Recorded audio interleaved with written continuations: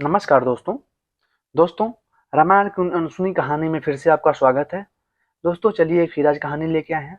एक अप्सरा की पुत्री कैसे बनी त्रिजटा राक्षसी।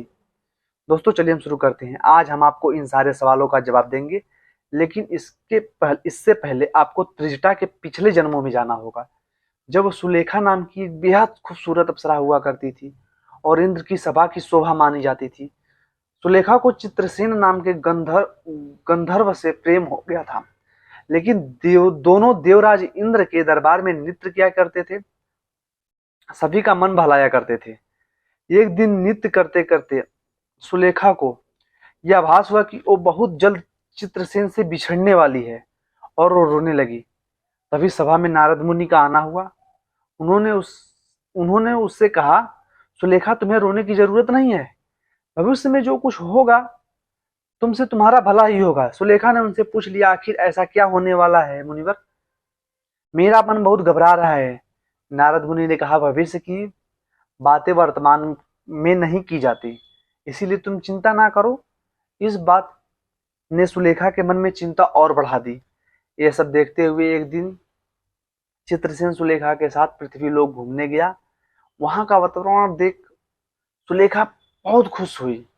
जैसे ही उसने झरने को देखा, उसके मन में वहां स्नान करने की इच्छा पैदा हुई। उसने चित्रसेन से कहा, वो दोनों उस झरने में जाकर नहाने लगे। एक दूसरे पर पानी डालकर दोनों नदी में हंसी ठिठोली कर रहे थे। वहीं पास में एक चट्टान पर बैठकर ऋषि दुर्वासा तपस्या कर रहे थे।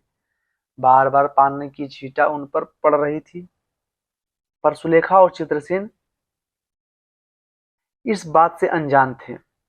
अपन जब ऋषि दुर्वासा से सहन नहीं हुआ, तब उन्होंने आंख खोली और सुलेखा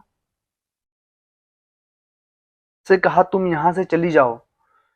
तुम्हारे खेल की वजह से पानी से मुझे छींटे मुझ पर पड़ रहे हैं, जो मेरी तपस्या में खलन पैदा कर रहे हैं।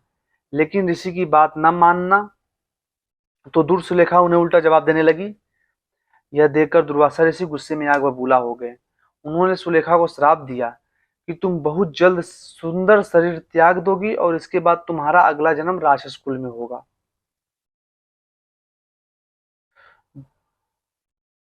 दोस्तों दुर्वासा ऋषि के इतना कहते ही चित्रसेन ने उसके पैर पकड़ लिए और सुलेखा की तरफ से माफी मांगने लगा।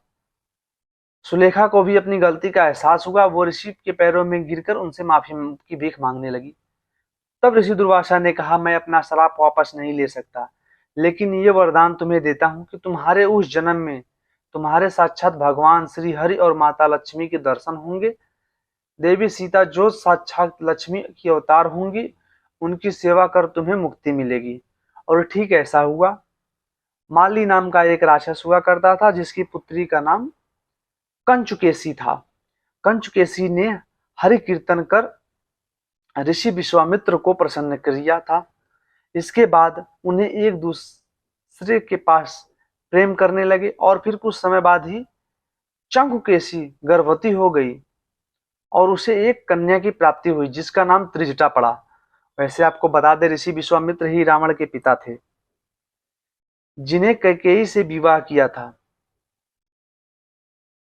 जिसके जिससे रावण का जन्म हुआ।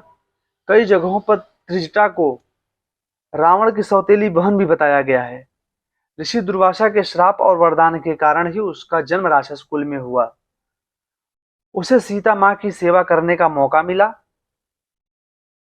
इतना ही नहीं, रावण वध के बाद जब सीता वापस श्री राम के पास जा रही थी, तो त्रिजटा ने उनसे बहुत अच्छे से सजाकर वापस भेजा था।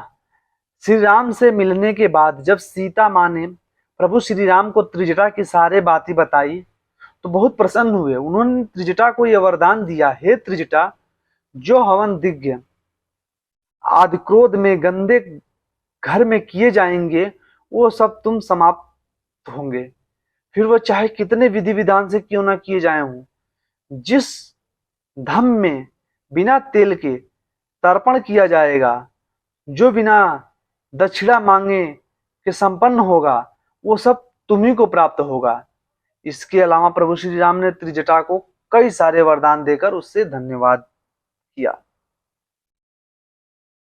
ये थी दोस्तों त्रिजटा की राक्षस बनने की कहानी। दोस्तों मिलते हैं नए वीडियो में। Thank you for watching.